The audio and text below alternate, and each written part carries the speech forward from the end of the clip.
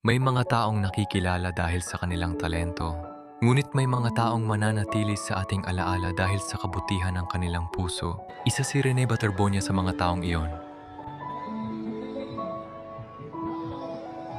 Just a kid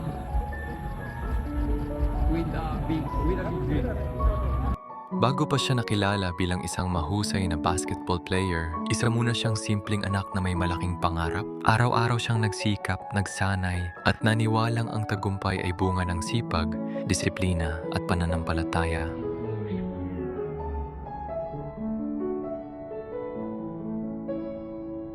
Ngunit ang higit na nagpatingkad kay Rene ay hindi lamang ang kanyang husay sa basketball. Ito ay dahil sa kanyang pagkatao. Maraming beses siyang nakitang inaalalayan ng kalaban kapag nadadapa. Kinukumusta ang nasasaktan. Nakikipagkamay pagkatapos ng laro. Sa kanya, ang tunay na panalo ay hindi lamang nasa scoreboard. Ang tunay na panalo ay ang respeto sa kapwa.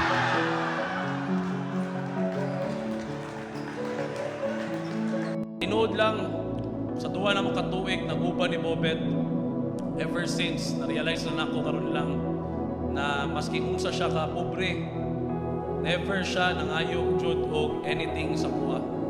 Ang iya lang gusto siya modula, eskwela siya tarong para makadula siya, maningkamot siya para tanan iyang mga pangandoy o mga pangandoy siyang family makuha nila.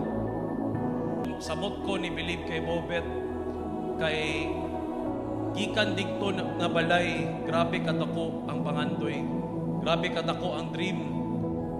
Ang ingon niya sa kuha, Coach, di ko muli og Davao for 5 years.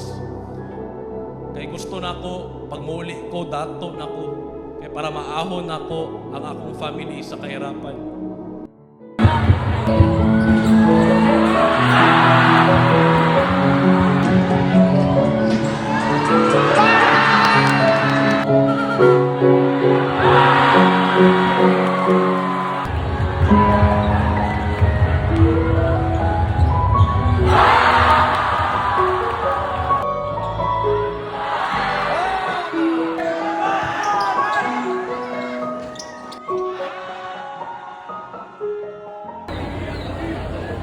Lumipas man ang mga araw, nananatiling sariwa ang iyong alaala sa aming mga puso. May mga sugat na hindi kayang paghilumin ng panahon. May mga katahimikang hindi kayang punan ng kahit anong salita. At may mga taong kailanman ay hindi mapapalitan.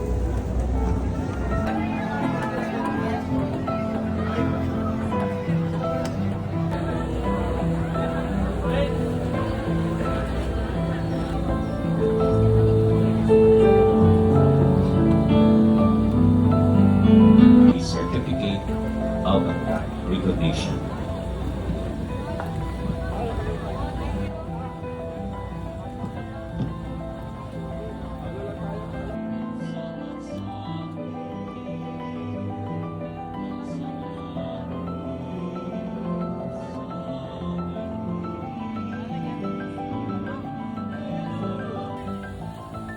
Manunoy ang Ginoo, nahibalo ka sa kahigwaos sa mga masulog.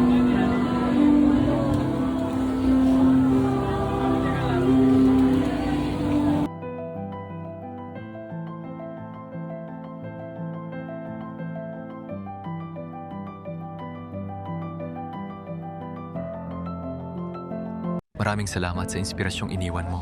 Salamat sa pagpapaalala na ang tunay na tagumpay ay hindi lamang nasusukat sa dami ng puntos o tropeyo, kundi sa kabutihang na ipapakita sa kapwa. At habang hindi pa ganap na lumilitaw ang buong katotohanan, hindi rin titigil ang mga nagmamahal sa iyo sa paghiling ng katarungan. Sapagkat ang tunay na pag-ibig ay hindi lamang pag-alala. Ito rin ay ang matapang na paninindigan para sa katotohanan. Para sa iyo, Rene, hindi namin hahayaang mabaon sa limot ang iyong kwento. Hindi kami magsasawang manalangin. Hindi kami magsasawang umasa at hindi kami magsasawang ipaglaban ang katarungan. Justice for Rene Baterbonia.